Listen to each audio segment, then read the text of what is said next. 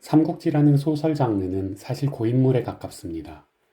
이문열 작가님의 평역 삼국지가 대중의 엄청난 인기를 누린 지 30년이 지났고, 과거와 달리 요즘 젊은 친구들은 삼국지를 많이 읽지 않지요. 하지만 소설을 벗어나면 삼국지라는 고인물은 여전히 생명력이 있습니다. 최훈님이 삼국전투기 웹툰을 통해 삼국지를 재창조하며 큰 호응을 얻었고, 지금은 무적핑크님이 기발한 발상으로 삼국지 톡을 연재 중에 있습니다. 그뿐만이 아닙니다. 과거에는 PC 기반 RPG, 전략 시뮬레이션 삼국지 게임이 유행을 했지만 지금은 모바일 삼국지 게임이 끝없이 출시되고 있습니다. 이처럼 삼국지는 숨이 끊어지지 않고 끈질기게 인기를 이어가고 있는데요. 제가 준비한 삼국지 소설은 저와 같은 삼국지 덕후들을 위한 책입니다. 삼국지 덕후들은 1차적으로 삼국지 연의를 읽은 뒤 실제 삼국지 역사에 관심을 가지게 됩니다. 재미있게 읽은 삼국지 연의와 실제 사실이 많이 다르다는 것을 알게 된 다음부터 말이죠. 소위 뒤통수를 맞은 느낌이랄까요? 하지만 대중들이 쉽게 읽을 수 있는 사실에 기반한 삼국지 책은 딱히 없는 실정입니다. 진수의 삼국지, 사마광의 자치통감 등이 있지만 이 작품들은 삼국시대의 인물이나 사건을 단순 나열한 딱딱한 역사책이라는 한계가 있습니다. 한동안 실제 역사, 정사에 기반한 삼국지 책을 찾아 헤맸지만 그런 작품을 찾을 수가 없었습니다. 그러다 문득 든 생각이 차라리 내가 정사 삼국지 소설을 집필해보자 였습니다. 평범한 삼국지 덕후에 그치지 않고 정사 삼국지 소설의 선구자가 되고 싶다는 포부가 생긴 것입니다. 일단 책장 한 구석에서 먼지를 뒤집어 쓰고 있던 삼국지 연의 책을 다시 꺼내 들었습니다. 삼국지 연의의 매 장면을 진수의 위서, 오서, 촉서, 사마광의 자치통감 삼국지 등을 비교해 실제 역사를 검증해 보았습니다. 실제 역사와 다른 장면은 역사에 맞게 고치고 누락된 흥미로운 역사적 사실은 추가했습니다. 직장 생활을 하며 틈틈이 집필 작업을 이어갔고 5년간의 노력 끝에 소설을 완성할 수 있었습니다. 소설의 제목은 삼국지의 정석으로 정했습니다. 연의의 형식은 따르되 내용은 정사에 충실한 삼국지를 추구했습니다. 부족한 점이 많지만 삼국지의 정석이 많은 분들과 함께 했으면 좋겠습니다. 무명 작가의 글을 읽어주셔서 감사합니다. 난세의 시작. 짙은 어둠이 드리워진 하늘에 커다란 보름달이 떠있는 어느 날 밤이었다. 그런데 자세히 보면 하늘에 떠있는 달은 보름달이 아니었다. 오른쪽은 꽉 찼지만 왼쪽은 살짝 이지러진 것이 보름달에 살짝 못 미친 달이었다. 이러한 모양의 달이야 한 달에 한 번은 볼 수 있는 것이었지만 달이 내뿜는 빛깔은 평범한 것이 아니었다. 이날의 달은 유난히도 누런 빛을 띠었는데 마치 달이 누런 흙먼지를 뒤집어 쓴 것 같았다. 이처럼 음울한 달빛이 비추는 어느 초가집안에 촛불을 사이에 두고 3명의 사내가 앉아 있었다. 사내들은 모두 이마에 누런 두건을 두르고 삿자리에 가부좌를 틀고 앉아 있었는데 무거운 분위기가 방안을 감돌고 있었다. 마침내 침묵을 깨고 아래쪽에 앉은 한 사내가 입을 열었다. 형님, 이미 한나라는 망한 거나 다름없수. 무얼 망설이는 거요? 사내는 목소리를 낮추어 말했지만 흥분한 기색만은 감추지 못하였다. 그러자 상석에 앉은 사내가 혼잣말로 중얼거리기 시작했다. 그래, 하는 이미 2번이나 죽다 살아났다. 과연 이번에는 어떨 것인가? 사내는 중얼거림을 멈추고 조용히 눈을 감고 한나라의 역사를 머릿속에 되새기기 시작했다. 한나라는 기원전 206년에 고조 유방에 의해 건국된 이래 2차례 큰 위기를 겪었는데 첫 번째 위기는 잘 극복했지만 2번째 위기는 현재 진행 중이었다. 영제 유갱이 12살의 어린 나이로 황제의 자리에 오르자 환관들은 아첨을 일삼아 유갱을 구워 삶았다. 이에 유갱이 환관들을 어찌나 총애했는지 우두머리인 장양과 조충을 다음과 같이 말할 정도였다. 장양은 내 아버지, 조충은 내 어머니와 같다. 당시 장양 조충과 더불어 나라를 어지럽히는 환관이 12명이었는데 사람들은 이들을 십상시라 부르며 몹시 미워했다. 이후 십상시는 영제에게 하진이라는 자의 여동생을 후궁으로 바치고 영제가 술과 여자에 빠져 나라 일에 관심이 없게 만들어버렸다. 황제가 정치에 무관심해지자 십상시는 마음 놓고 사리사욕을 챙겼고 나라는 혼란스러워졌다. 그러자 곳곳에서 도적들이 벌떼처럼 일어났고 백성들은 고통에 신음하였다. 이때 기주 거록군에 장각이라는 인물이 있었다. 장각은 흙수저 출신이지만 고통받는 백성들을 구하려는 큰 뜻을 품고 있었다. 쓸모없는 유학은 있는 녀석들만 배불리고 가난한 백성들을 더욱 힘들게 하고 있다. 이대로는 백성들의 삶이 나아질 수 없어.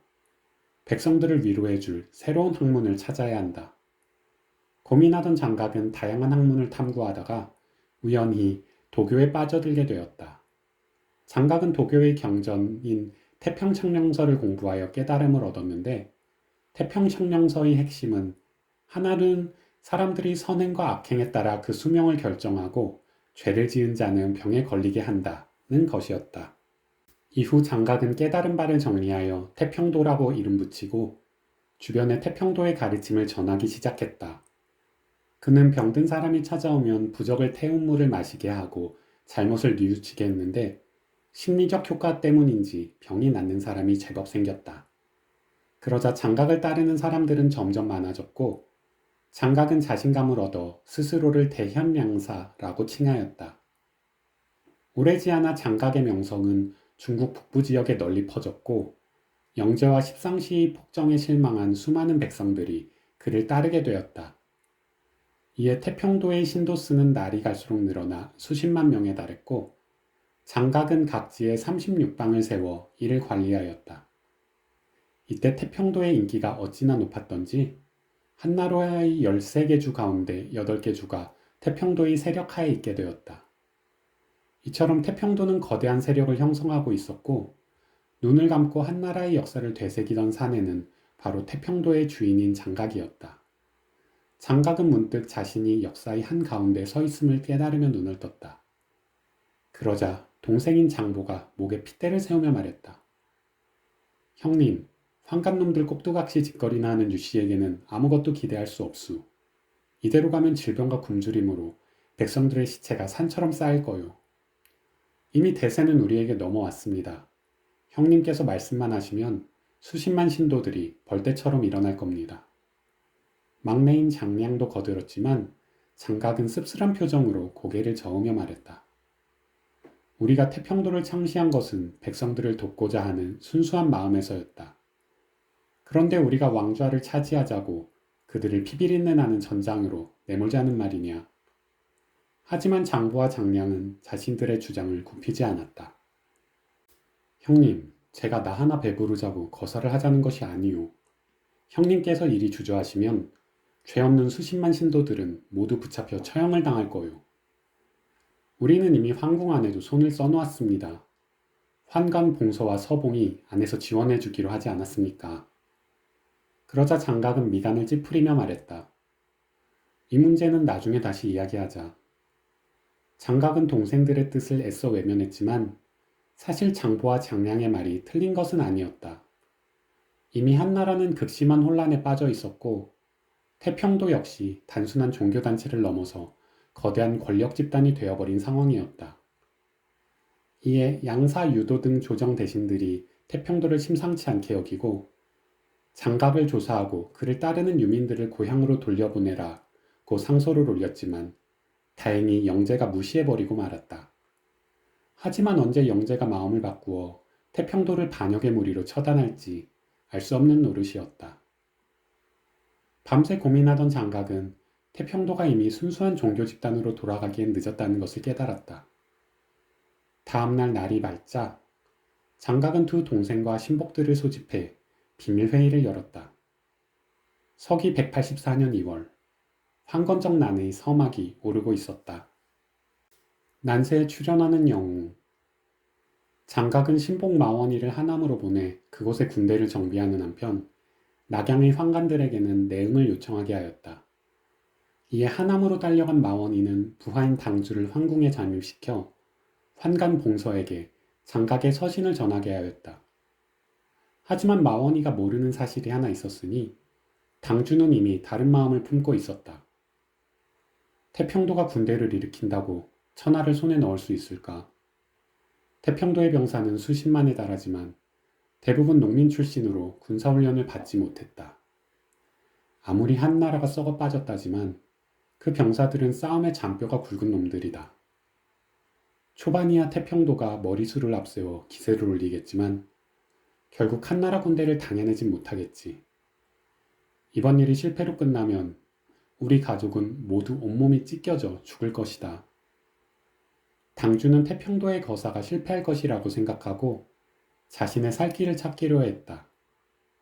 결국 당주는 황궁에 잠입해 봉서를 만나는 대신 낙양성 성문을 지키는 장수를 찾아가 자수를 하고 말았다. 당주의 자수로 인해 조정은 발칵 뒤집어졌다. 놀란 영제는 낙양의 모든 대신들을 소집해 회의를 열고 국구 하진에게 소리쳤다.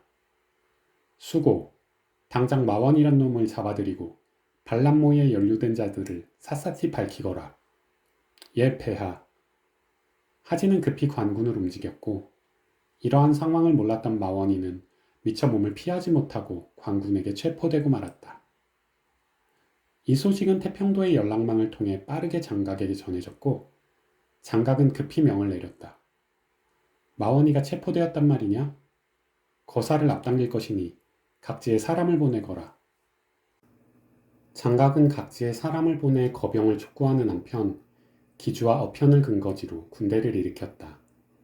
장각은 스스로를 천공장군이라 칭하면서 둘째 동생 장보를 지공장군, 셋째 동생 장량을 인공장군으로 임명하였다. 이후 태평도의 병사들은 머리에 누런 두건을 두르고 창천기사, 황천당립, 한나라의 푸른 하늘은 이미 망했으니 태평도의 황천이 열릴 것이다. 이란 주문을 외우고 다녔는데 세상 사람들은 누런 두건 때문에 이들을 황건적이라고 부르게 되었다. 장각이 군대를 일으키자 이에 호응하는 자들이 전국 각지에 넘쳐나기 시작하였다.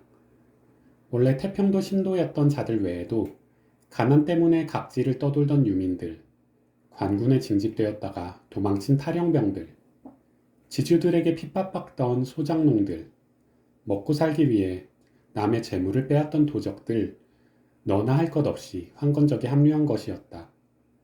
이에 기주, 청주, 유주, 경주, 연주, 예주, 형주, 양주 등 8개 지역에 황건적이 들끓었고 그 수는 무려 100만 명을 넘게 되었다. 그러자 영제는 하진을 대장군에 임명해 황건적을 토벌하도록 하였다. 하진은 원래 소를 잡던 백정 출신인데 아름다운 여동생이 영제의 후궁이 되는 덕분에 벼슬길에 오를 수 있었다. 영제는 하진이 별다른 능력이 없다는 것을 알았지만 군권을 남에게 넘기는 것이 불안해 처남인 하진을 총사령관에 임명한 것이었다. 하지만 하진이 직접 군대를 지휘하는 것은 무리였기 때문에 영제는 능력 있는 장수들에게 실질적인 토벌 임무를 맡겼다. 북지태수 황보승을 좌중랑장으로, 간이대부 주준을 우중랑장에 임명해 영천 지역의 황건적을 토벌하도록 하였다. 또한 상서 노식을 북중랑장에 임명하여 하북 지역의 황건적을 토벌하도록 명했다.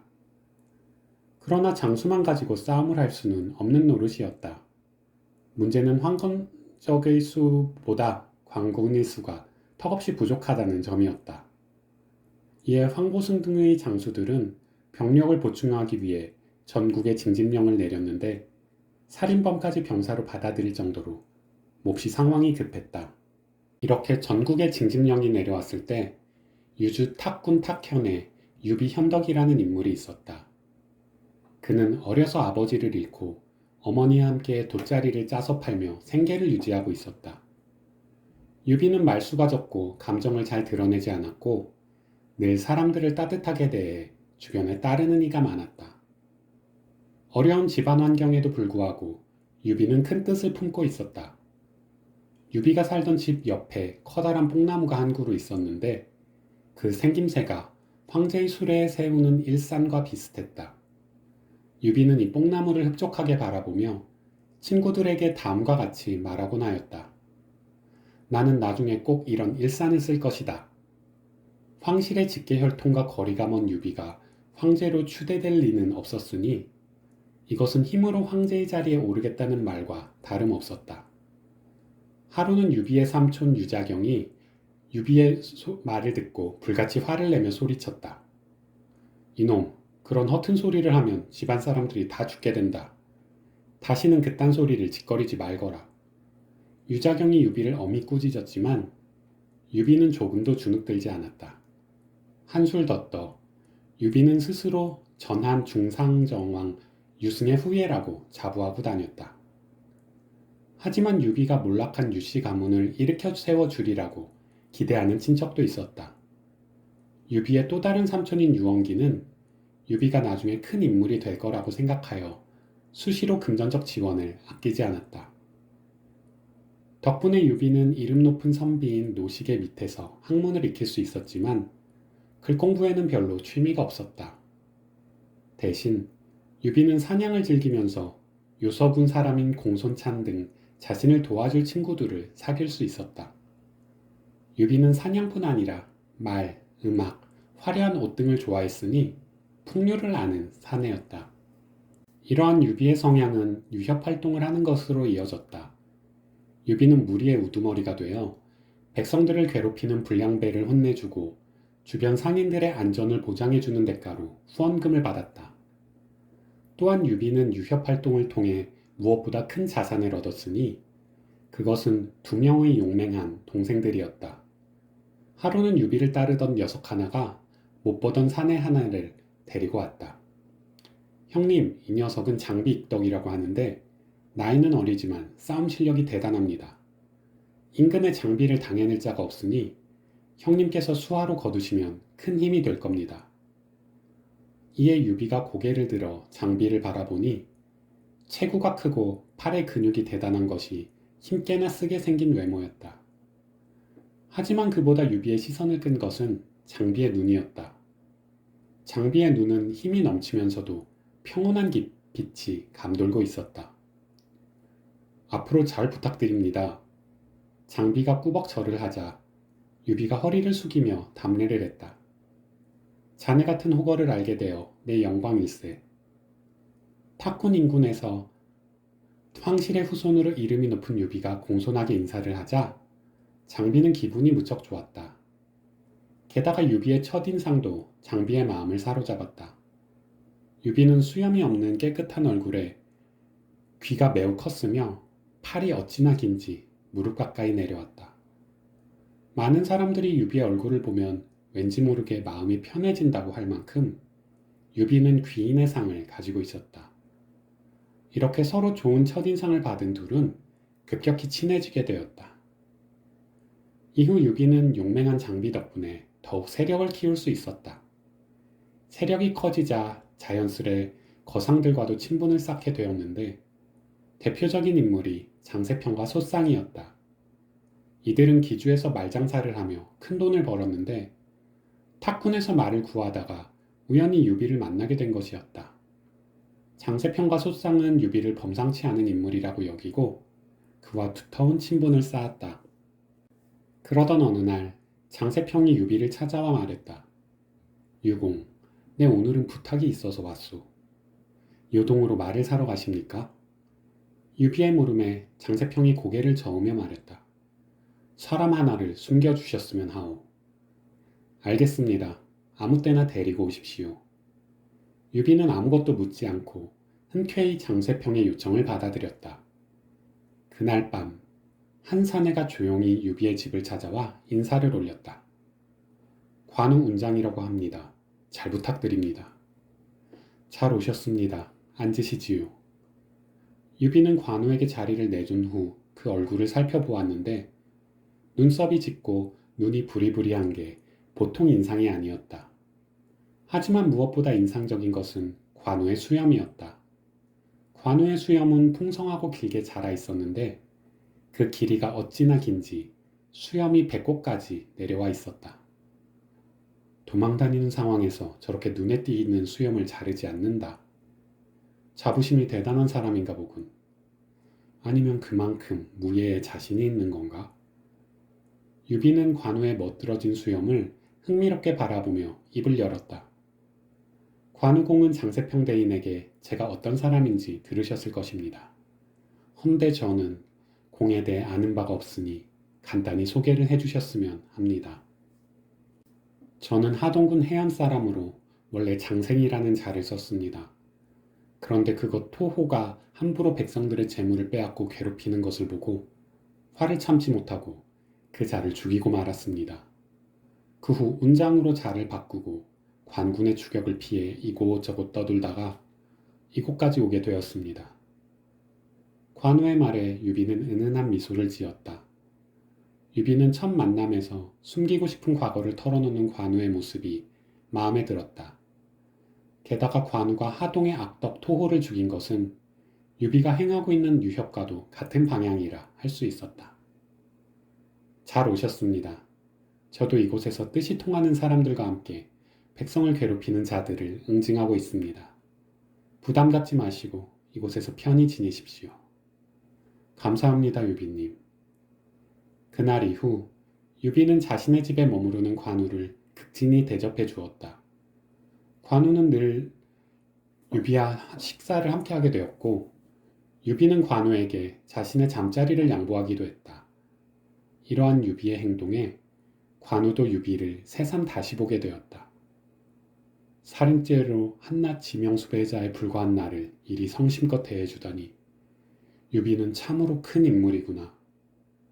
관우는 유비의 은혜에 감동받아 기꺼이 유비를 주군처럼 모시게 되었다. 그리고 관우는 장비와도 깊은 친분을 맺을 수 있었는데 서로 무예가 뛰어나고 의리를 중시하는 공통점이 있기 때문이었다. 그런데 관우가 장비보다 나이가 많았기 때문에 장비는 관우를 형으로 모시게 되었다. 믿음직한 형이 2명이나 생기자 장비가 신이 나서 말했다.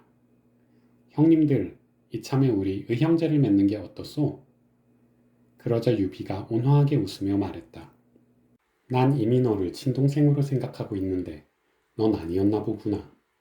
이제 와서 의형제를 맺자고 하니 말이다. 유비 형님 말이 맞소.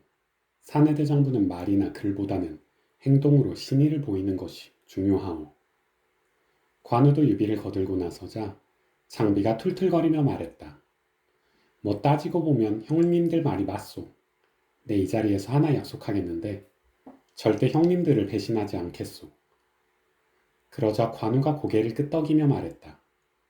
난 유비 형님 곁을 떠나지 않겠소. 장비랑 같은 말 아니냐? 유비가 되묻자 관우가 두 손을 맞잡으며 말했다. 형님이 무슨 일을 하든 늘 믿고 따르겠다는 뜻이오. 그럼 유비 형님은 무얼 약속하시겠소? 장비의 물음에 유비는 눈을 감고 생각에 잠겼다. 잠시 후 눈을 뜬 유비가 입을 열었다. 내 너희에게 부귀영화를 누리게 해줄 자신은 없다. 하지만 너희에게 무슨 일이 생기면 반드시 복수해주마. 상대가 세상 그 누구라도 말이야. 그거 참 마음에 드는 말이오. 관우가 고개를 끄덕이며 중얼거렸다. 이렇게 유비는 관우 장비와 함께 동고동락하며 공을 세워 벼슬길에 오를 기회를 기다렸다. 마침 황건적의 난이 일어나고 전국의 징집령이 떨어지자 유비는 자신이 기다렸던 때가 왔음을 느낄 수 있었다. 유비는 곧바로 장세평을 찾아갔고 장세평은 유비를 반갑게 맞으며 물었다. 유공, 오늘은 어인일로 발걸음을 하셨소? 장대인, 제가 의용병을 모아 황건적 토벌에 힘을 보태고 싶은데 군자금이 부족한 상황입니다. 그래서 대인께 자금을 빌려주십사 부탁드리러 왔습니다. 유비의 말이 채 끝나기 전에 장세평이 입을 열었다. 나는 유공께 돈을 빌려드리지 않겠소. 이에 유비가 온화한 미소를 지으며 대답했다. 나라가 어지러워 마음 놓고 장사하시기도 힘든데 선뜻 큰 돈을 빌려주시긴 쉽지 않겠지요. 제가 무리한 부탁을 드렸습니다. 그러자 장세평이 껄껄 웃으며 말했다. 돈을 빌려드리지 않고 그냥 드리겠소. 뜻밖의 말에 유비는 손사래를 쳤다. 어찌 그냥 돈을 주신다 하십니까?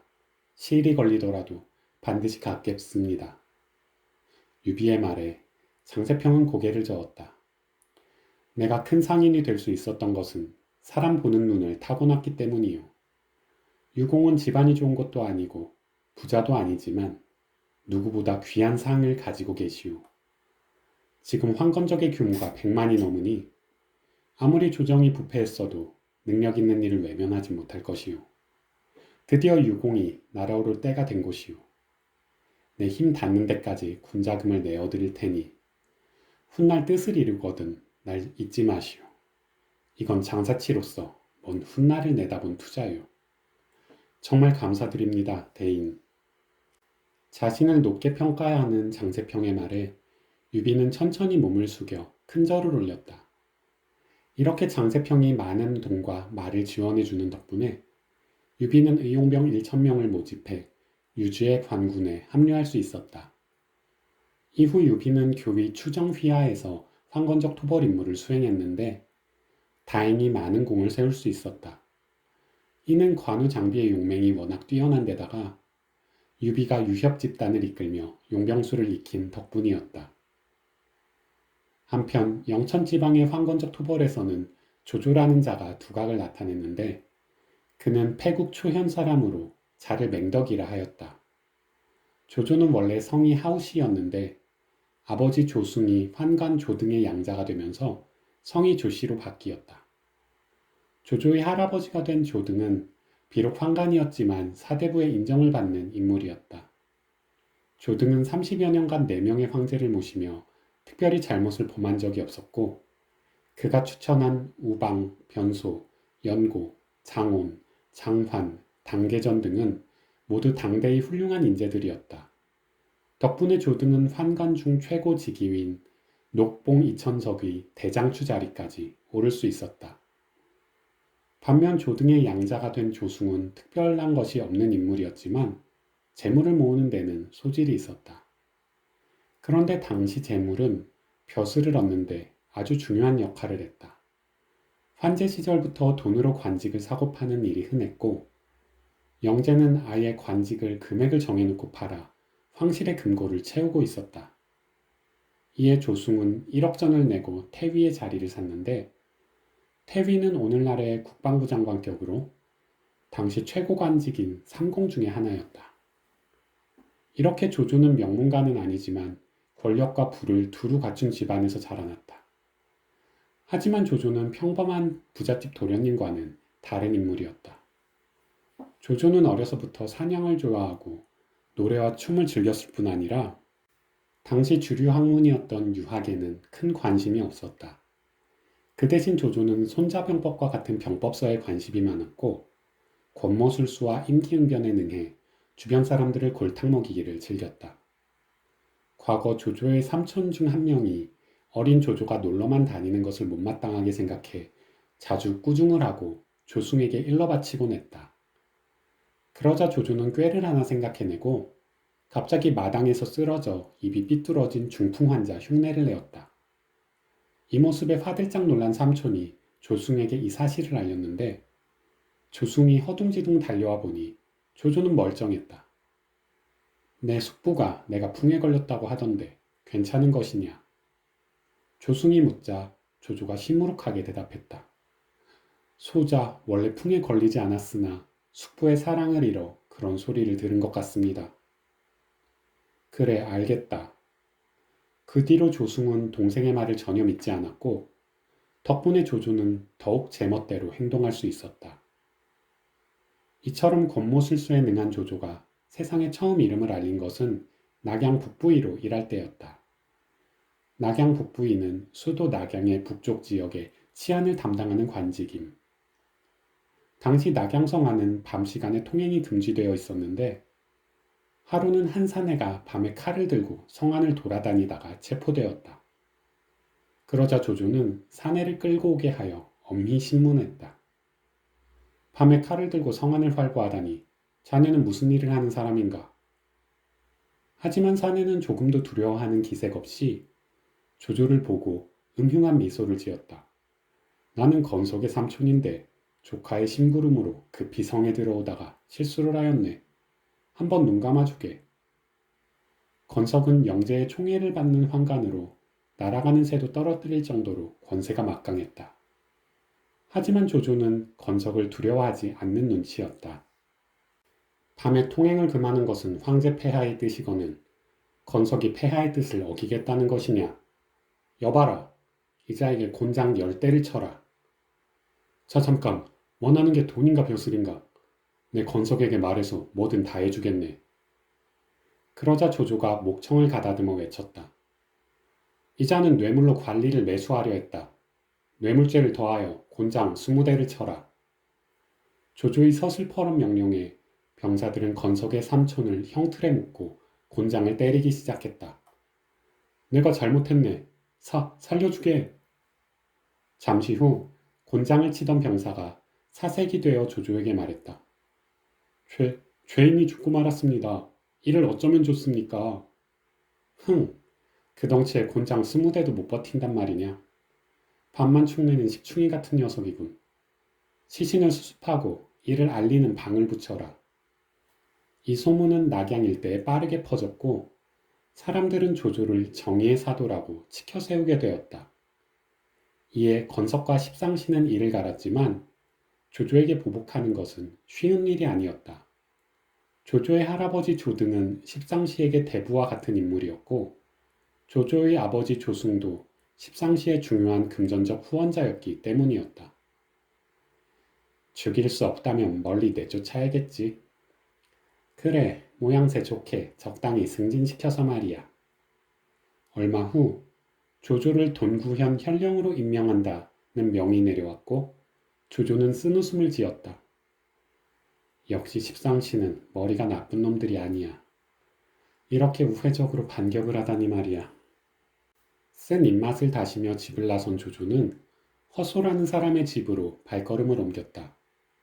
조조가 수도 낙양을 떠나기 전에 허소를 만나려 하는 데는 이유가 있었다.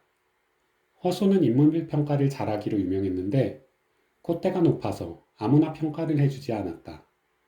그런 허소에게 인물평을 듣는 것만으로도 세상의 주목을 받을 수 있었기 때문에 조조는 허소에게 평가를 받고 싶었던 것이었다. 잠시 후 조조는 하인들을 구워 삶아 간신히 허소를 마주할 수 있었다. 허공, 저는 어떤 사람입니까? 하지만 허소는 조조에게 이렇다 할 대답을 하지 않고 침묵을 지킬 뿐이었다. 그러나 조조는 당황해하는 기색 없이 머리에 쓴 관의 끈을 풀며 말했다. 어르신께서 대답을 해주실 때까지 전 이곳에서 꼼짝도 하지 않을 겁니다. 이처럼 조조가 눌러앉을 모양새를 취하자 허소가 탄식을 내뱉으며 한마디 하였다. 그대는 치세의 능신, 난세의 간웅이 될 사람이요. 잠시 후 허소에게 인사를 마친 조조는 그 집 문을 나서자마자 깔깔대고 웃기 시작했다. 치세에는 능신이고 난세에는 간웅이라. 결국 어떤 세상에서든 성공할 영웅이라는 거 아닌가. 이렇게 조조는 허소의 인물평에 만족해하면서 부임지인 돈구현으로 향했다. 하지만 조조는 돈구현에서도 오래 있을 수 없었는데 집안 사람이 지은 죄에 연좌되어 관직을 잃고 말았다. 이후 조조는 의랑에 임명되어 낙양으로 돌아왔는데 얼마 후 황건적의 난으로 전쟁터에 발을 들여놓게 된다. 황건적의 난은 처음 그 기세가 어마어마했기 때문에 관군은 어려움을 겪고 있었다. 조종에서 황보숭 주준 노식에게 나눠준 관군은 5만 명이 채 안 되는 반면 황건적의 수는 그 10배나 되었다. 영천으로 출병한 황보숭 주준은 수적 열세로 순식간에 황건적에 포위당했고 조정에서는 조조를 기도위에 임명해 병사 3,000명을 내어주며 황보숭을 구원하라 명했다. 3,000명으로 10만 명이 넘는 적의 포위망을 뚫으라고? 구원병 보냈다고 생색이나 내려고 나보고 죽으라는 소리군. 조조는 눈앞이 캄캄했지만 황명을 어길 수는 없는 노릇이었다. 아무리 고민해봤자 소수의 병력으로 적진을 공략할 방법은 정해져 있었다. 위험천만한 방법이긴 하지만. 이후 영천에 도착한 조조는 병사들을 배불리 먹이고 충분히 휴식을 취하게 한 후 해가 떨어지자 조용히 군대를 움직였다.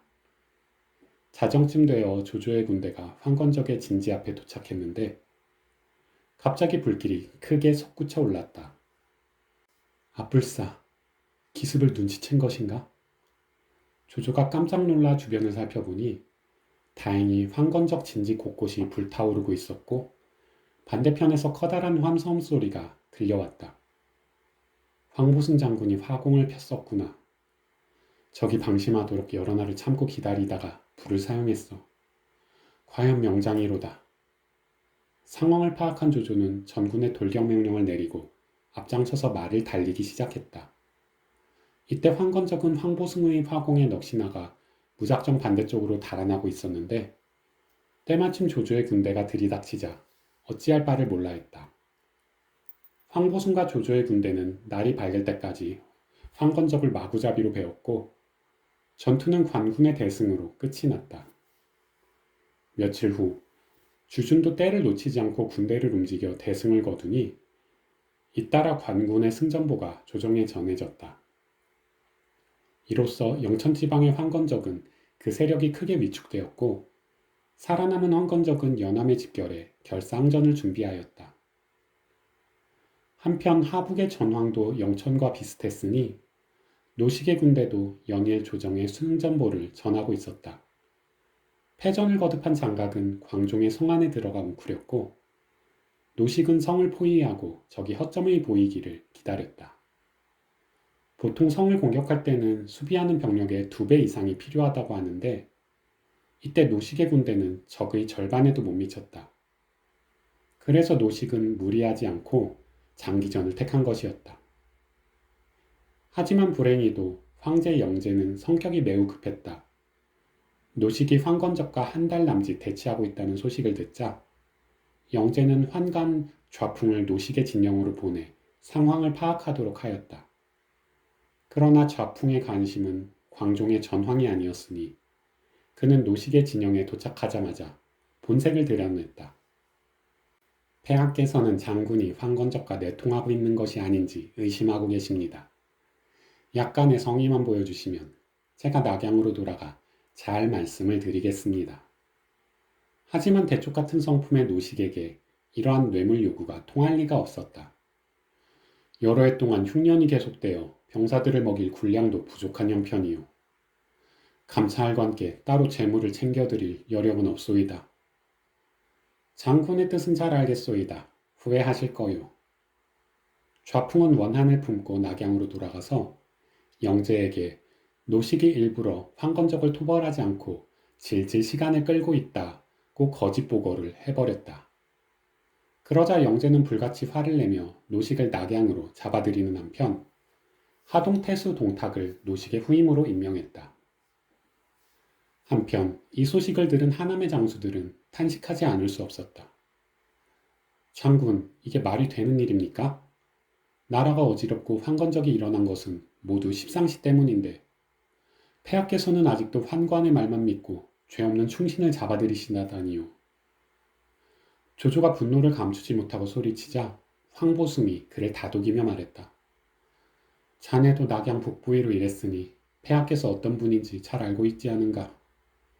우리는 그저 맡은 바 직무를 수행할 뿐이네. 하지만 그 다음 차례는 우리가 될 것이요. 나는 노식처럼 잡혀가기 싫으니 황건적 토벌을 서두릅시다. 주준의 말에 모두들 침통한 표정으로 고개를 끄덕일 뿐이었다. 결국 황보승과 주준은 연암의 황건적과 빠른 시일 안에 결전을 벌이기로 하였다. 하지만 술적 열세인 상황에서 전면전을 벌이는 것에 부담감을 느꼈는데 때마침 남쪽에서 한 무리의 지원군이 도착하였다. 자네 이제야 왔는가? 잘 와주었네. 주준이 선두에 선 장수를 보고 반갑게 외쳤는데 그는 강동에서 이름을 날리고 있는 손견이란 사내였다. 손견은 자가 문대로 오군 부춘현 사람으로 어려서부터 힘과 용기가 뛰어났는데 손자병법의 저자인 손무의 후예임을 자부하고 다녔다. 손견이 세상에 처음 이름을 알린 것은 17살 때였다. 손견이 아버지와 함께 배를 타고 가는데 강 기슭에서 해적들이 장사꾼의 재물을 약탈하고 있었다. 해적들의 수가 무척 많았기 때문에 다들 멀리서 바라만 보는 상황이었다. 하지만 손견은 이 광경을 그냥 보고 지나칠 수가 없었다. 아버지, 제가 이 도적들을 해치우겠습니다. 안 된다. 지금은 내가 나설 자리가 아니다. 도적들이 수백 명은 되어 보이는데 너 혼자 무엇을 한단 말이냐? 아버지가 손견을 뜯어 말렸지만 손견은 듣지 않고 앞으로 달려나갔다. 여기야! 언덕에 올라간 손견은 크게 소리를 지르며 이리저리 손짓을 했고 이 모습을 본 해적두목은 인상을 쓰며 말했다. 제길, 관군 놈들이 쓸데없이 부지런하군. 얼른 정리하고 가자. 손견의 속임수에 제대로 넘어간 해적들은 급히 자리를 뜨기 시작했다. 하지만 손견은 성에 차지 않았던지 달아나는 해적들의 뒤를 쫓아 기어이 한 놈의 목을 베어버렸다. 이 일로 이름이 알려진 손견은 교위에 임명될 수 있었다. 그 후 오군과 가까운 회계군에서 도적 허창이 양명 황제를 칭하며 병사 수만을 모아 반란을 일으키는 사건이 벌어졌다. 이때 손견은 군의 사마였는데 병사 1000여 명을 모집해 양주자사를 도와 허창토벌에 나서게 되었다. 다행히 손견은 허창의 군대를 대파하고 허창과 그의 아들 허소의 목을 베는 전공을 세울 수 있었다. 이후 손견은 우이현과 하비현에서 현승벼슬을 하였는데 주준의 지원 요청을 받자 1000명의 병력을 이끌고 달려온 것이었다. 병사들을 모으느라 조금 늦었습니다. 아닐세. 우리도 이제 막 본격적인 싸움을 시작하려던 참일세. 잠시 쉬었다가 전투를 치르도록 하세. 손견이 두 손을 마주잡고 인사를 올리자 주준이 그의 어깨를 두드리며 말했다. 이후 황보숭 주준, 조조 손견은 연암 서화현에서 황건적과 큰 싸움을 벌였다. 관군의 피해도 적지 않았지만 이들은 황건적을 격파하고 두목 팽탈의 목을 베어버릴 수 있었다. 살아남은 황건적의 장당이 북쪽의 영천으로 도망쳤지만 관군은 이들을 추격해 괴멸시키고 영천, 연암 등 예주 일대를 되찾을 수 있었다. 이때 손견은 앞장서서 적을 추격하다가 그만 다리에 화살을 맞고 떨어져 부상을 입고 말았다. 상처가 깊어 움직일 수 없었던 손견은 풀숲에 몸을 숨겼고 관군은 손견의 행방을 알지 못해 당황하였다. 잠시 후 관군의 진영에 잿빛털로 뒤덮인 말 한 마리가 나타나 몸을 뒹굴며 슬피 울었는데 바로 손견의 에마였다. 사람들이 모여들자 손견의 에마는 길을 안내했고 덕분에 손견은 무사히 구출될 수 있었다. 논공행상. 하지만 하북 지역의 전황은 좋지 못하였는데 이는 관군 지휘관의 교체와 관련이 있었다. 노식의 뒤를 이어 하북 사령관이 된 동탁은 장수로서 역량은 갖춘 자였다. 동탁은 서쪽 변방의 강족을 상대로 많은 전투를 벌였는데 그 용맹이 뛰어나 강족들에게 공포의 대상이었다. 하지만 동탁은 성격이 더럽고 유교의 법도를 무시하기 일수라 명문가 출신의 장수들이 좋아할 수 없는 인물이었다. 이에 하북 관군은 군심이 흔들렸고 이 틈을 노린 장각의 대대적인 공격에 무너지고 말았다. 이러한 하북 관군의 패배는 황하 이남의 전세에도 영향을 미치게 되었다. 장각의 선전에 힘을 얻어 남양의 황건적들이 다시 일어난 것이었다. 한충, 조홍, 소나 등이 이끄는 황건적이 완성을 함락시키고 흩어진 무리를 모았는데 그 수가 10만 명에 달했다. 이에 조정에서는 황보숭에게 하북 지역의 황건적을, 주준에게는 남양 지역의 황건적을 토벌하라고 명을 내렸다. 그런데 하늘이 도운 것인지 황보숭이 광종에 도착할 무렵에 황건적의 대장 장각이 병으로 죽고 말았다. 그러자 장량이 황건적을 이끌고 저항했고 황보숭은 문을 걸어 잠그고 적의 기세가 꺾이기를 기다렸다. 관군이 꼼짝도 하지 않자 황건적은 방심하였고 이때를 놓칠세라 황보숭이 새벽에 기습 공격에 나섰다. 쥐 죽은 듯 있던 관군이 느닷없이 쳐들어오자 황건적의 본진은 큰 혼란에 빠지고 말았다. 이후 저녁까지 계속된 전투는 관군의 대승으로 끝이 났는데 전공이 어마어마했다. 황보숭은 장량을 생포해 목을 베었고 8만 명에 달하는 황건적을 잡거나 죽여버렸다. 또한 땅에 묻힌 장각의 관을 파내어 부관 참시한 후 그 머리를 낙양으로 보냈다. 한편 남양의 전선에서도 관군이 우세를 보이고 있었다.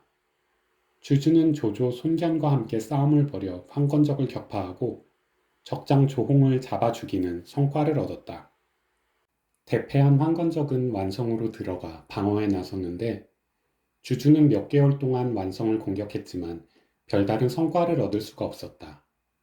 주준이 이끄는 관군은 2만 명이 채 안 되는 반면 성안의 황건적은 10만 명에 달했기 때문이었다.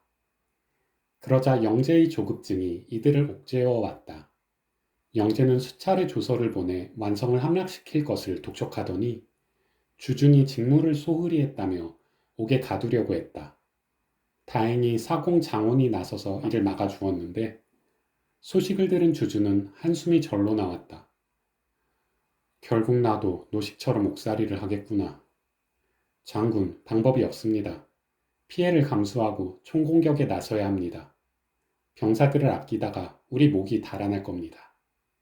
조조의 말에 손견도 거들고 나섰다. 장군, 제가 앞장서서 성문을 열겠습니다. 너무 걱정하지 마십시오.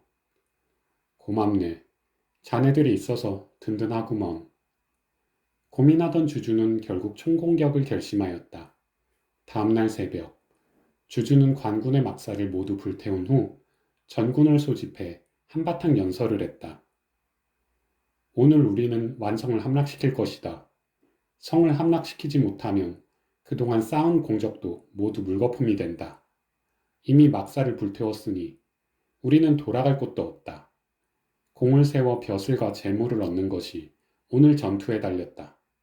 다들 죽기를 각오하고 싸워라. 주준의 명에 따라 관군은 동서남북 네 방향으로 성을 공격하기 시작했다. 하지만 황건적의 방어도 만만치 않았으니 화살이 떨어지자 기왓장, 돌, 흙덩이를 던지며 저항했다. 전투는 정오까지 이어졌는데 관군은 많은 적을 무찔렀지만 성을 함락시킬 수는 없었다. 전투가 소모전의 양상을 보이자 주주는 공격을 멈추고 장수들을 소집했다. 내가 잘못 생각했네. 우리가 사방으로 적을 공격하는 바람에 적은 투항도 못하고 도망도 못 치네. 그러니 적은 죽기 살기로 싸울 수밖에. 10만 대군이 목숨을 걸고 저항하는데 이만의 관군으로 어찌 성을 함락시키겠나. 포위를 풀고 군대를 뒤로 물리면 적은 성 밖으로 도망칠 거네. 그때 적을 포위해 섬멸하세. 그러자 조조가 고개를 끄덕이며 말했다. 장군의 말씀이 옳습니다. 그리고 항복하는 적을 죽이지 말라는 명을 내려주십시오. 항복하는 적을 죽이면 놈들은 다시 성 안으로 기어 들어갈 겁니다. 알겠네. 그렇게 명을 내리세. 잠시 후 관군이 물러나자 황건적은 기다렸다는 듯 성 밖으로 쏟아져 나왔다. 이후 황건적이 관군의 방어선을 돌파해 도망치자 관군은 급히 추격에 나섰다. 사태가 위급해지자 한충을 비롯한 황건적은 무릎을 꿇고 두 손을 하늘 높이 들었다. 항복하겠소. 목숨만 살려주시오. 그때였다. 관군의 장교 하나가 달려들어 한충의 목에 칼을 내리쳤다. 내가 적장에 목을 베었다. 으하하하. 하지만 이것은 엄청난 실수였다. 한충이 죽자 황건적은 방향을 바꾸어 완성으로 뜀박질을 했다. 성문을 확보하라. 성 안에 들어가는 걸 막아라. 주준이 다급하게 외쳤지만 밀물처럼 밀려드는 황건적을 막을 수는 없었다. 이후 관군은 성 안에 황건적을 제외하고 성 밖의 황건적 1만 명을 죽였지만 여전히 많은 황건적이 남아있었다. 빌어먹을. 이제 어쩐다. 주준이 난감해하고 있는데 갑자기 손견이 앞으로 달려나와 칼을 빼들었다. 놈들은 쥐새끼처럼 성벽 뒤에 숨어있을 뿐이다. 산의 대장부는 나를 따르라. 문대 멈추게. 다리도 성치 않으면서 무리하지 말게. 주준의 만류에도 불구하고 손견은 성을 향해 뚜벅뚜벅 발걸음을 옮겼다. 다리를 다친 것은 까맣게 잊었는지 손견은 무서운 속도로 사다리를 타고 올라갔다. 장군, 손견이 성벽 위에 올랐습니다. 허허, 참으로 대단하구먼. 황건적들이 부랴부랴 달려들었지만 다들 손견의 칼을 맞고 바닥에 놔뒹굴었다. 이 모습을 보고 기운을 낸 병사들도 차례차례 성벽을 올랐고 마침내 성문이 열렸다. 전군 돌진! 돌진하라! 조조가 기쁨에 찬 함성을 지르자 기병이 앞장서고 보병이 뒤를 바치며 성으로 들어갔다. 이에 황건적이 격렬히 저항했지만 이미 엎질러진 물이었다. 진영이 무너지자 황건적은 뿔뿔이 흩어져서 사방팔방 달아났다. 소나가 간신히 성을 빠져나갔지만 송견에게 목이 달아났고 전투는 곧 사륙으로 변했다. 관군은 항복하는 황건적도 마구잡이로 죽였는데 이는 복수심 때문이었다. 황건적에 난 초기만 해도 관군은 먹고 살기 위해 창을 든 황건적을 불쌍히 여겼다. 하지만 부모, 형제, 친구가 황건적에게 죽임을 당하자 동정심은 복수심으로 변해버렸다. 완성안은 피비린내 나는 도살장으로 변했고 주주는 남양 황건적에 숨통을 끊어버렸다. 한편 하북의 황건적도 황보숭의 손에 운명을 마감하고 있었다. 장갑과 장량이 죽은 후 장보가 대장이 되었지만 그 세력이 크게 꺾인 상황이었다.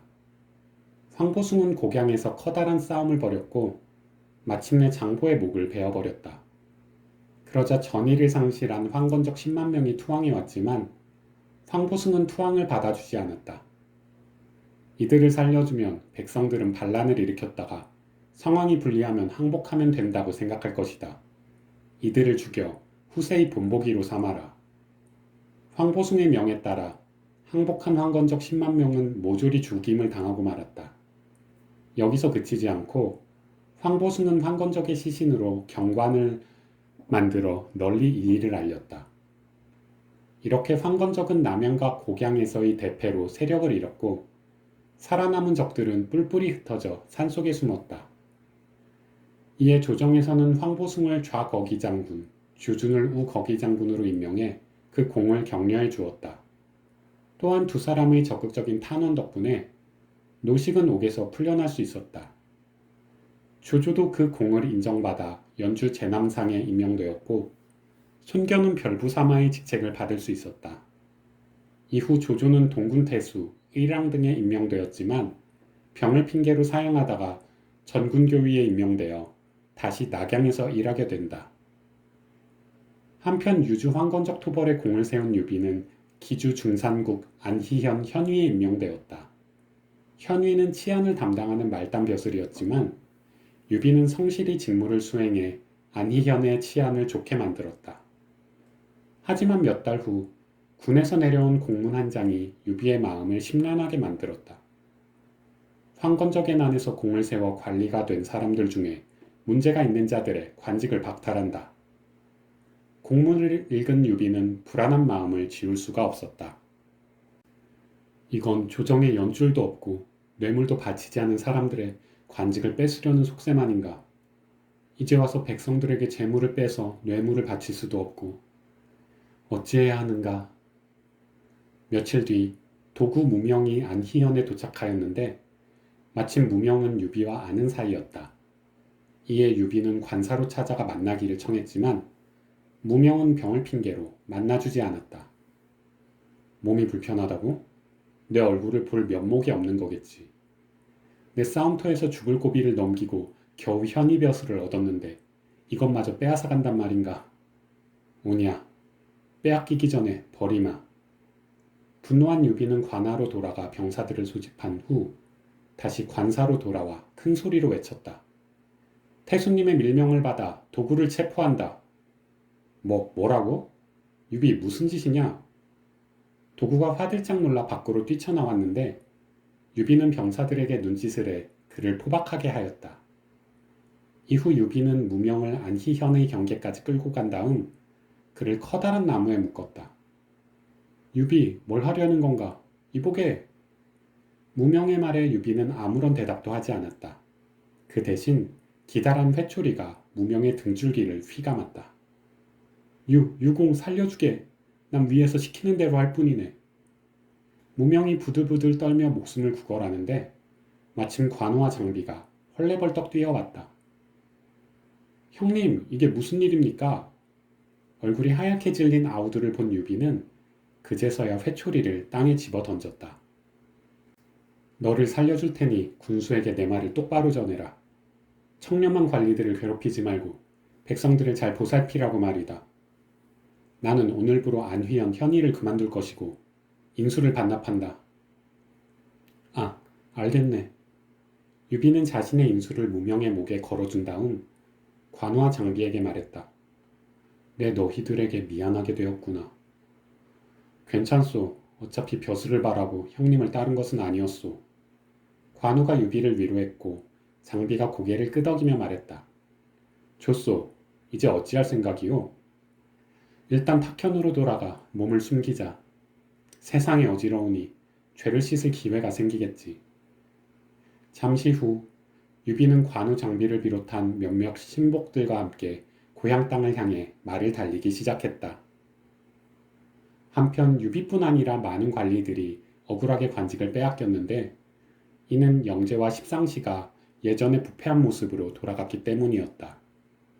그들은 오직 매관매직으로 재산을 모으는 것에만 관심을 가졌고 정치는 어지러워졌다.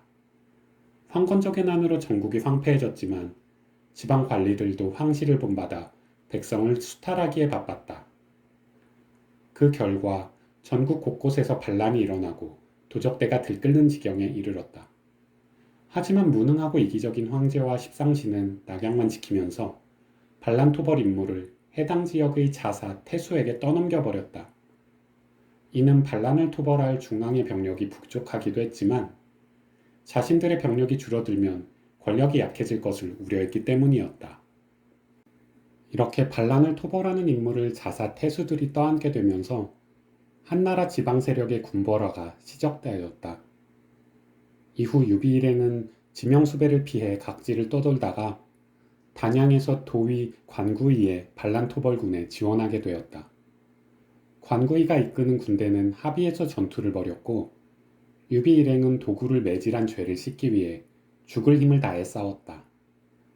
결국 유비는 합의 반란군 토벌에 큰 공을 세워 이전의 죄를 용서받고 청주 북해국 하밀형의 현승에 임명될 수 있었다.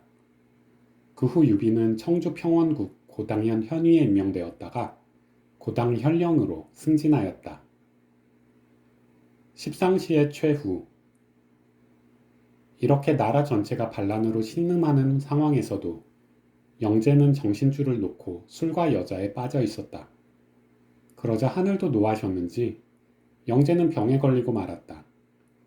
영제의 병세는 갈수록 악화되었고 궁궐안은 후계자 문제로 긴장감에 휩싸였다. 이는 영제의 아들들이 배다른 형제였기 때문이었다.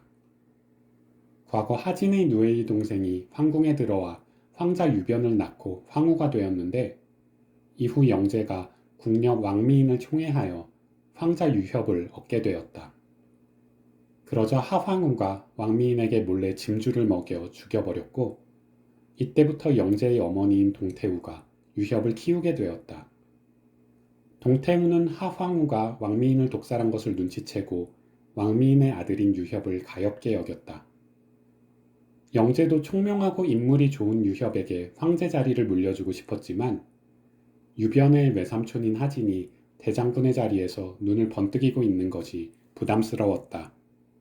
궁궐의 실세인 십상시도 유협을 지지했는데 이는 십상시와 하진이 갈등 관계에 있었기 때문이었다. 하진은 십상시 덕분에 출세할 수 있었지만 십상시를 싫어했다. 이는 하진과 친한 원소 등 명문가 사대부들이 십상시라면 이를 갈았기 때문이었다. 이렇게 궁궐안은 유협을 지지하는 영제와 동태후, 십상시의 세력과 유변을 지지하는 하진, 하태후, 사대부의 두 패로 나뉘게 되었다. 189년 4월 영제의 병이 깊어지자 환관 건석은 하진을 제거할 음모를 꾸몄다. 건석은 영제의 총애를 받아 황실을 경비하는 서원 팔교위의 수장인 상군교위를 맡고 있었다. 건석은 정예 부대를 움직여 하진을 죽이려는 것이었다. 하루는 하진이 영제의 칙서를 받고 궁궐로 향했는데 한 사내가 은밀히 다가와 쪽지를 건넸다. 건석이 궁 안에 병사들을 숨겨놓고 폐하의 칙서를 위조해 공을 불러들였습니다. 사마 반은 드림. 쪽지를 읽은 하진은 분노를 사기며 낮은 목소리로 중얼거렸다. 건석, 이놈이 감히 대장군을 죽이려 하다니. 하진은 허둥지둥 집으로 달아나면서 사람을 보내 몸이 아파 입궐할 수 없다고 핑계를 댔다. 이렇게 하진을 죽이려던 건석의 음모는 허무하게 실패로 끝나고 말았다. 며칠 뒤 영제는 결국 후계자를 지명하지 못하고 죽고 말았다. 그러자 하진과 조정 대신들은 잽싸게 유변을 황제로 올렸고 유협은 진류왕에 책봉되었다. 이렇게 유변이 황제가 되자 건석은 하진의 복수를 두려워하게 되었다. 이제 영제도 안 계시고 하진이 황제의 외숙부가 되어버렸다. 가만히 있으면 하진 그놈의 손에 죽을 테니 선수를 쳐야겠다. 생각을 정리한 건석은 조충 등 다른 십상시에게 서신을 보내 하진을 암살할 것을 주장하였다. 하지만 십상시 중에 이에 반대하는 자가 있었으니 곽승이라는 인물이었다. 곽승은 하진과 같은 고향 출신으로 하진을 도와줄 생각으로 조충에게 말했다. 어르신, 건석이 상군교이라고는 하나 하진 수하인 원소 조조 등 다른 놈들의 병력이 더 많습니다. 설사 하진을 죽이더라도 원소가 군대를 움직여 우리를 죽일 겁니다. 이것은 제 손으로 무덤을 파는 짓입니다. 하긴 지금 상황에선 섣불리 움직이지 않는 것이 좋겠지. 아니, 하진이 좋아할 만한 선물을 하나 보내야겠어. 조충 등 십상시는 곽승의 말이 옳다고 여기고 건석을 제물 삼아 자신들의 목숨을 구하기로 하였다. 조충은 건석이 보낸 서신을 은밀히 하진에게 전달했고 하진은 원소에게 명해 건석을 죽이게 하였다. 이렇게 영제의 총애를 받아 서원 팔교회를 이끌던 건석은 같은 편의 배신으로 허무하게 죽고 말았다. 하지만 건석이 죽은 후에도 궁 안에 하진을 위협하는 세력이 남아 있었으니 바로 황제의 할머니인 동태후였다. 동태후는 자신의 조카인 동중을 표기장군으로 임명해 하진을 견제하는 한편 조정의 의사결정에 시시콜콜 관여하기 시작했다. 그러자 하태후가 나서서 이를 막았고 화가 난 동태후가 하태후를 불러들여 꾸짖었다. 내가 어찌 감히 나한테 이럴 수 있단 말이냐. 오빠를 믿고 이리 오만하게 구는 모양인데 내가 표기장군으로 하여금 하진의 목을 베게 하는 것은 무척 쉬운 일이다. 이 점을 명심하도록 하거라. 태후께서 하신 말씀 명심하겠습니다. 동태후의 폭언에 조용히 자리를 뜬 하태후는 곧바로 하진을 찾아가 이 일을 알렸다. 그러자 하진도 화를 참지 못하고 소리쳤다. 늙은 여우가 감히 날 죽이겠다고 하다니. 그 늙은이가 궁 안에 너무 오래 있다 보니 상황 판단이 안 되는구나. 분노한 하진은 동태후를 자리에서 끌어내리기로 결심하였다.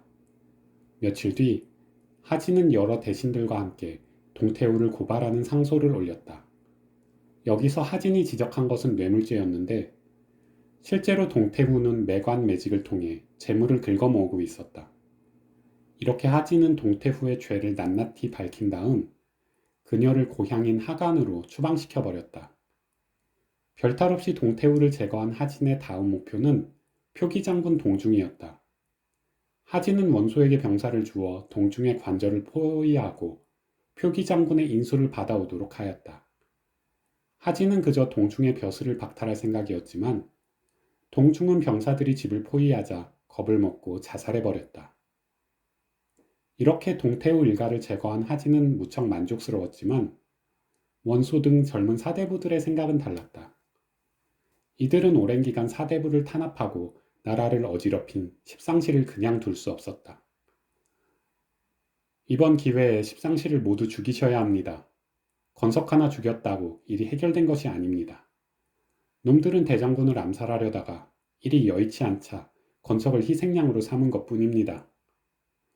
원소가 눈을 부릅뜨며 말하자 하진이 눈살을 찌푸리며 입을 열었다. 조충 등에게 다른 뜻이 있었다면 어찌 건석의 음모를 나에게 알려주었겠나. 그들은 이제 아무런 힘도 없네. 굳이 궁궐 안에서 피를 볼 필요가 있겠는가. 하진은 원래 성품이 모질지 못하고 우유부단한 인물이었다. 그리고 하진은 자신이 십상시 덕분에 대장군의 자리에 오른 것을 잘 알고 있었다. 하진은 십상시에게 미안한 마음이 있었을 뿐 아니라 십상시를 죽여 은혜를 원수로 갚는다고 욕을 먹기도 싫었다. 하지만 원소는 물러서지 않았다. 대장군, 장군께선 놈들과 공존하실 수 없습니다. 시간을 끌면 놈들이 먼저 손을 쓸 겁니다. 원소의 위협적인 말에 하진은 머리를 쥐어뜯으며 중얼거렸다. 자네 말에도 일리가 있지만 하태우의 반대가 심해서 손을 쓸 수가 없네. 이 일은 나중에 다시 논의하세. 하진은 십상시를 제거하는 것을 허락하지 않았지만 이 소식은 곧 십상시의 귀에 들어갔다. 그러자 십상시는 긴급 대책회의를 열었다. 일단 위기는 넘겼지만 하진이 언제 마음이 변해 우리를 죽이려 들지 모르네. 우리가 살 방도를 찾아야 하네. 장양의 말에 조충이 의견을 제시했다. 하진의 동생인 하묘와 그의 어머니 무양군을 구워 삼는 게 어떻겠습니까? 오호, 그거 좋은 생각이네. 과거 하진의 아버지가 무양군과 재혼을 했을 때 그녀는 전남편의 자식인 주묘를 데리고 시집을 왔었다. 그래서 주묘는 새 아버지의 성을 이어받아 하묘가 된 것이었다. 지금 하묘는 동복 이부, 여동생인 하태우와 이복형인 하진의 후광으로 거기장군이라는 높은 자리에 있었다.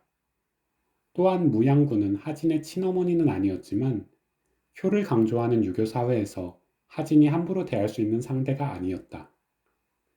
이후 십상시는 가지고 있는 재물을 아낌없이 써서 무양군과 하묘에게 뇌물로 바쳤다.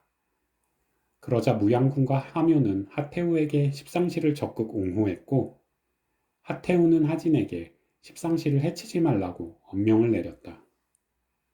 이렇게 하태우가 십상시를 제거하는 데 걸림돌이 되자 원소는 하진에게 새로운 계책을 제시하였다. 대장군, 전국의 태수 자사들에게 군대를 일으켜 십상시를 토벌하라는 밀명을 내리십시오. 각지의 군대들이 성문 앞에 집결하면 태우께서도 더 이상 반대하지 못할 겁니다.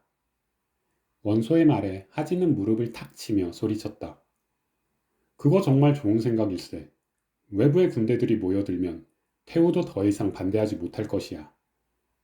하진은 자신의 손에 피를 묻히지 않고 십상시 문제를 해결할 수 있다는 생각에 몹시 기뻐했다. 그러자 주부 진림이 다급히 말리고 나섰다. 대장군, 그리하시면 안 됩니다. 옛말에 눈을 가리고는 참새도 잡을 수 없다고 했습니다. 하찮은 짐승을 잡을 때에도 속임수를 쓰면 실패하는 법이거늘 나라의 대사를 정할 때는 더더욱 바른 길을 걸어야 합니다. 지금 대장군께서는 군권을 한 손에 쥐고 황제 폐하의 후광을 받는 높은 자리에 계십니다. 대장군께서 십상시를 체포하라는 명만 내리시면 궁 안의 사람들이 모두 따를 것이니 이것은 식은죽 먹기와 같습니다. 이런 상황에서 쓸데없이 바깥의 군대를 불러들이시면 이는 칼을 거꾸로 잡아 칼자루를 남에게 쥐어주는 꼴입니다. 세상은 어지러워질 것이고 대장군께서도 화를 입으실 수 있습니다. 그러자 대장군부의 참모로 있던 봉기가 껄껄 웃으며 말했다.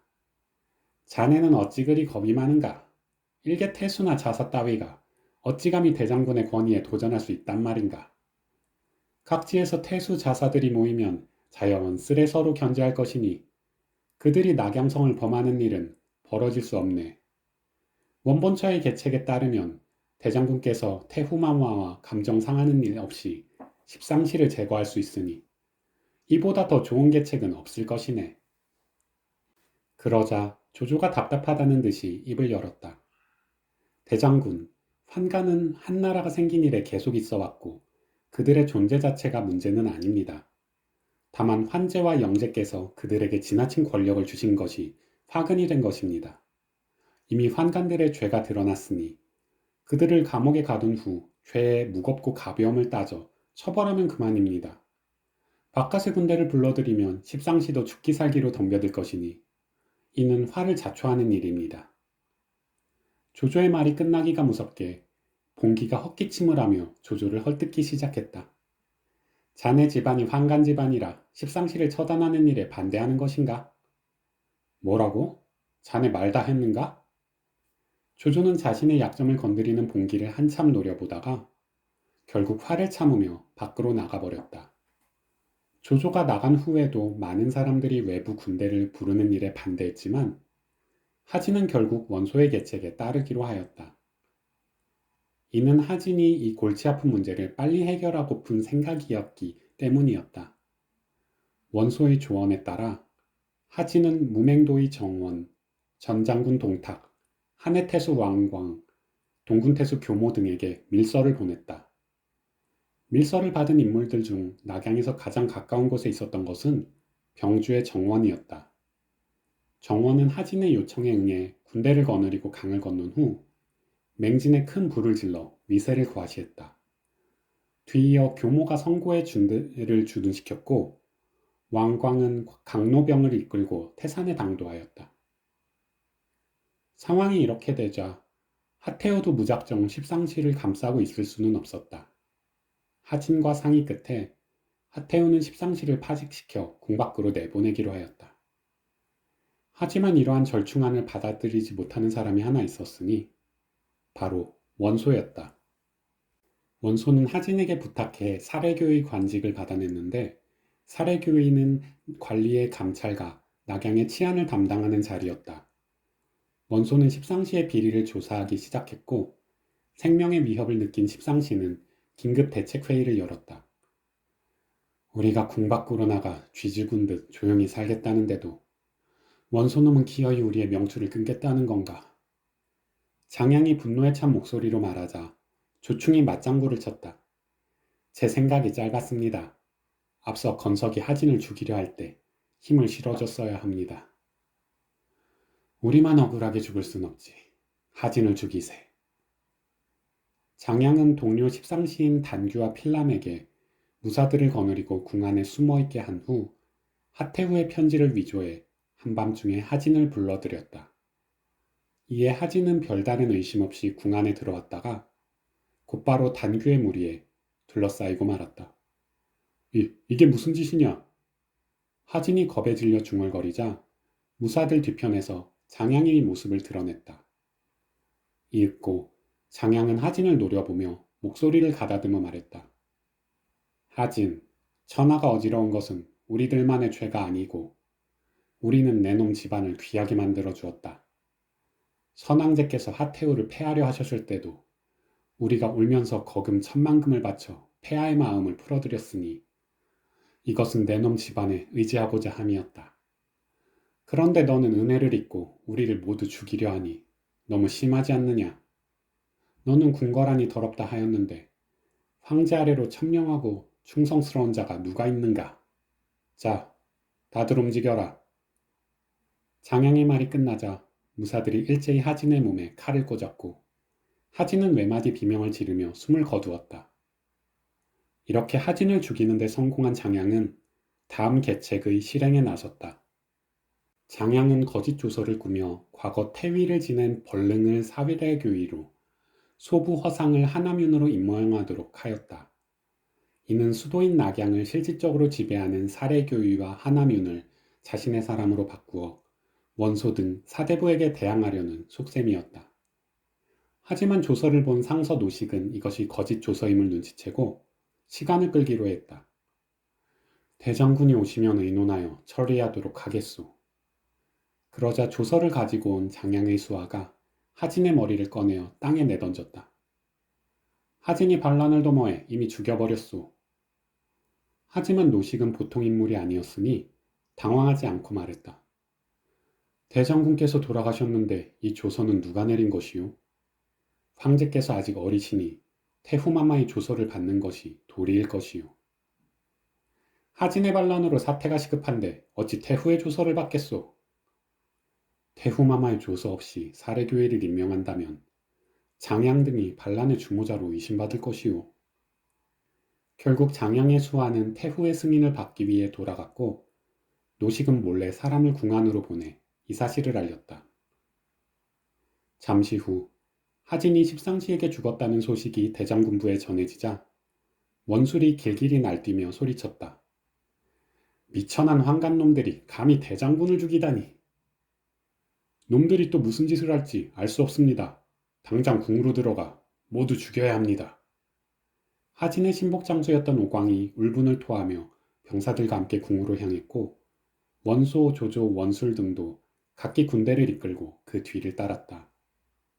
하지만 궁궐문은 굳게 닫혀 있었고 안쪽에는 환관의 무리들이 중무장을 하고 있었다.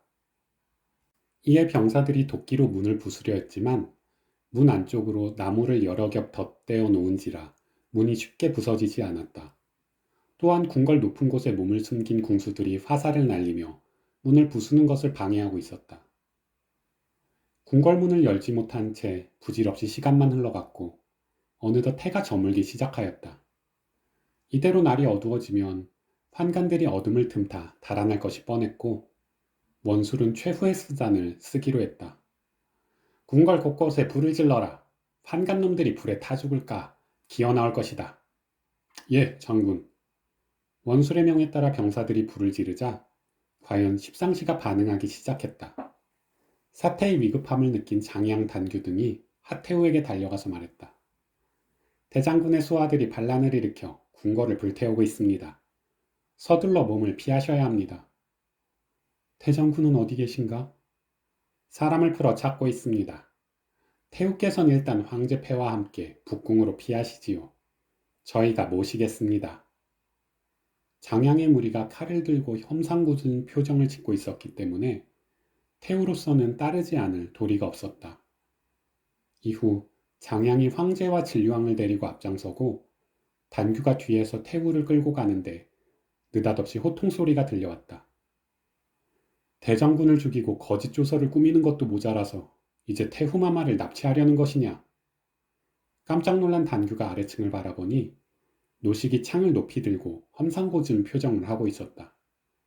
겁을 먹은 단규는 태후를 두고 도망쳤고 노식은 태후를 호위하여 안전한 곳으로 모실 수 있었다.